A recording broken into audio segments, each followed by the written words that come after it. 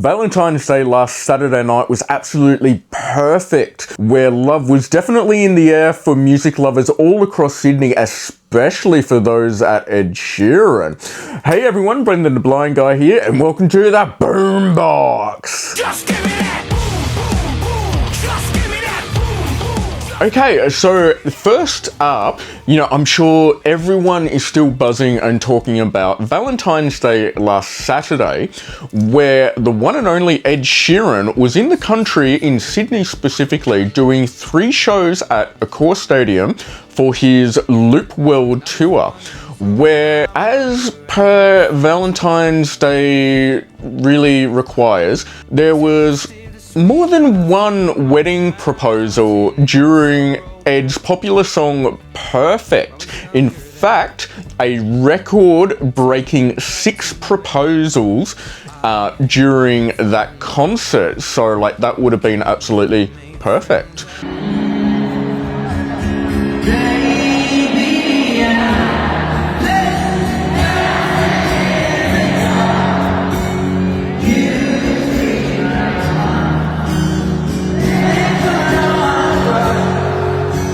As for me, sorry Ed, not for me, I don't see no ring on this finger, so yeah, no.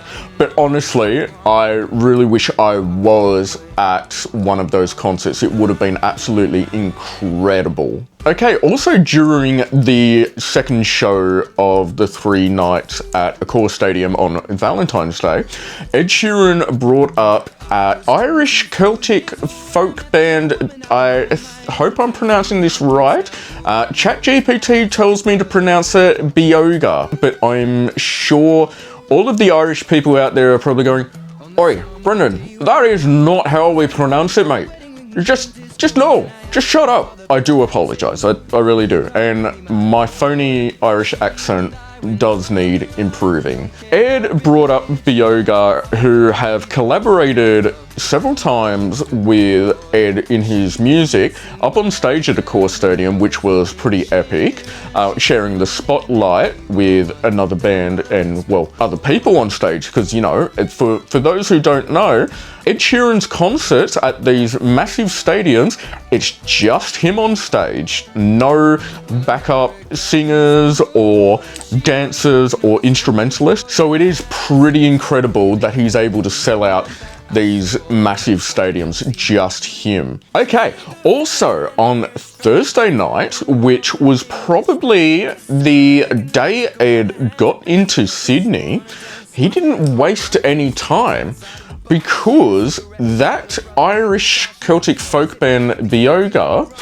was doing a headline gig at Sydney's Paddington RSL, which is a really small venue, and as you would imagine, an RSL, not generally hosts to touring bands.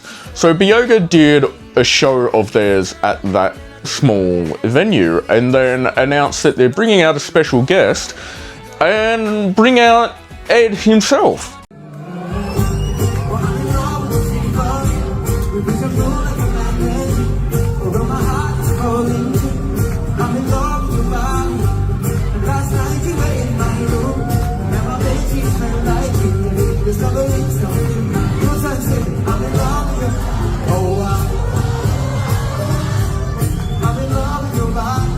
You wouldn't expect to go to Paddington RSL, even just for a nice dinner or whatever, and be like, oh cool, there's this, cool Irish, Celtic band playing, and then, oh wow, that's Ed. Oh, that would have been absolutely incredible. Okay, talking about the actual concert experience of an Ed Sheeran show, I haven't personally experienced it myself, unfortunately. I wanted to, but sadly not. But my producer, support worker, personal trainer, media expert filming this did actually go to the concert. And I was asking him about it, and he was saying that the production was next level compared to anything he's ever seen, not just at an Ed Sheeran concert, but at any concert, as far as the pyrotechnics with fireworks and pyros coming up from the stage constantly throughout the set, not just here and there. Also, you know, of course, the typical lights and screens on stage. Plus, instead of there just being a circular stage that had a conveyor belt turning Ed around constantly on the stage, giving everyone a good view, which was at the last Ed Sheeran tour. This time, he actually had, connecting the main stage and the smaller stage in the middle of the crowd, apparently it was actually a bridge suspended about 100 meters up for Ed to walk over the crowd going from one stage to the other, which would have been not incredible, mesmerizing, outstanding. You get the picture.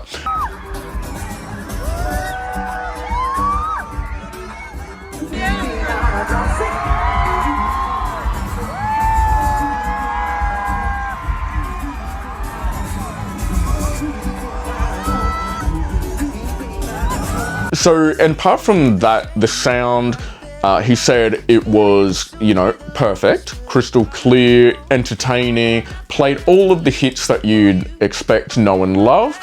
Ticket prices were actually quite reasonable, apparently. And so apparently Ed was saying in interviews that he wanted to keep ticket prices low because at the end of the day, he doesn't need the money. He's set for life. I used to go to gigs as a kid, and the tickets that I bought, I could always afford, and I could go with my friends. And I would rather play sold out gigs everywhere in the world. I know how much my show costs, and I know how much I kind of want to walk away with. And after that, I'm sort of fine with it. And people coming to the gigs, like, this isn't going to be the last time I tour. You want repeat business. You want people being like, do you know what? I went to that show with all of my mates and we had a great time and we'll go next time. And people, this is what I've done for my entire career, is just like make tickets reasonable and affordable and they will come. And my last tour was the biggest selling tour in the world and the highest grossing as well. So we still made good money and everyone came to the gig. So he just absolutely loves doing what he does, touring, writing music, performing for people. He wants to do it as cheaply as possible for fans.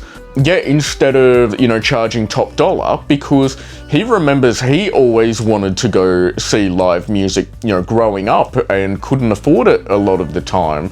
And a lot of other artists and bands should do that, because at the end of the day, if they lower the ticket prices, more people are going to buy tickets and come to these shows. So a bit of food for thought there. Tell me what you think. Okay, also, on Valentine's Day weekend in Sydney, traffic was absolutely horrible getting into Moore Park because I was actually going there. And me and my support worker are wondering, why is it just so intensely gridlock, horrible? And we thought, oh yeah, it's because of Ed Sheeran. But in actual fact, it wasn't just Ed Sheeran or Lacuna Coil at Liberty Hall in Sydney, which I went to and did a review. You can check out the full concert review in the link in the description below. But apart from Ed Sheeran and Lacuna Coil, we also had Halsey playing at the Hordern Pavilion on Friday and Saturday night, plus progressive metal giants Dream Theater performing at the ICC Sydney. So on Saturday, as if Ed Sheeran wasn't big enough, you know, playing at a core stadium, we also had Halsey at the Hordern, Lacuna Coil at Liberty Hall, just a stone throw away from the Hordern, and then just down the road, Dream Theater playing at the ICC. So yeah, little wonder why traffic was insane.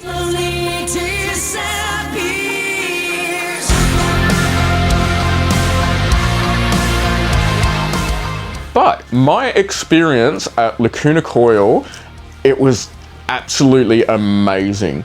So Lacuna Coil, for those of you who don't know, they're a gothic metal band from Italy. They sing in English, of course.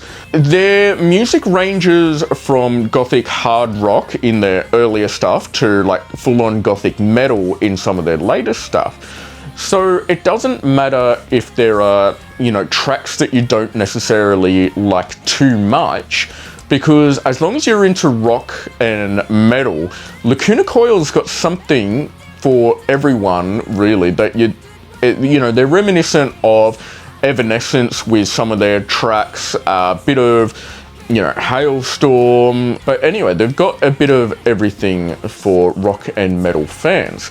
And as a result, their show was there was never a boring moment. Apart from the fact that they've been around for quite a while, they've done this a time or two, and it's got dual vocalists, Christina Scabia and Andrea Pero, I think, maybe, or forgive me on the spelling, but definitely look it up. Andrea, anyway. Andrea does the screaming male vocalist, and Christina Scabia, oh my god, one of the best female metal vocalists I've ever heard. It just, wow, insane. It was pretty incredible, nearly a 2-hour set. And it reminded me, like with the crowd and the atmosphere there, it reminded me of how much I love metal fans and metal crowds like this. Because most people would think, oh, that would have been a brutal, insane mosh and really rough. But on the contrary, it's really a sense of community and belonging at a metal concert. Because everyone releases the stress and, woes of day to day, expresses it all through music, and that's how, me included, and for a lot of us out there, we express and release all of that through the music and being there soaking up the live music. For crowds like that, it just really is the cherry on top of the cake. Now it's time to take cover, everyone, because last week, US rockers Foo Fighters were teasing that they would announce an Australian tour, and just recently they have indeed. It's called the Takeover Tour, and they are coming out playing in November and December, with Frontier member pre-sales starting on Monday, and then public tickets going on sale in the next couple of days after that. So definitely check it out, and you can find all of the tour information on the Keen Eye for Concerts website via the link in the description. Okay, looking forward to the next week. Apart from my birthday coming up on Saturday, which I mean, come on, we've all got to celebrate. No, in all seriousness. So in the next week, US pop punk legends Good Charlotte have landed in the country and have performed, I'm pretty sure, in Perth and Brisbane so far. And we'll be also hitting Bendigo and Auckland, I am pretty sure. Sadly, Adelaide does miss out this time. But still, I am so keen, because special guests on that tour are fellow pop punk royalty Yellow Card and Aussie rock royalty Kiss Chasey. So I'm keen for that in Sydney next week. I'm planning to do Good Charlotte on the 25th, then the first Hilltop Hood Sydney show on the 27th. And then we've got the Emo Extravaganza at the Roundhouse, Sydney on the 28th, headlined by Amberlin with Cartel and Hot Shell Ray. So pretty epic. Okay, until next time, thanks heaps for watching. Keep liking, commenting, subscribing to the channel, and sharing is caring. Remember, keep a keen eye for concerts and bring on the boom.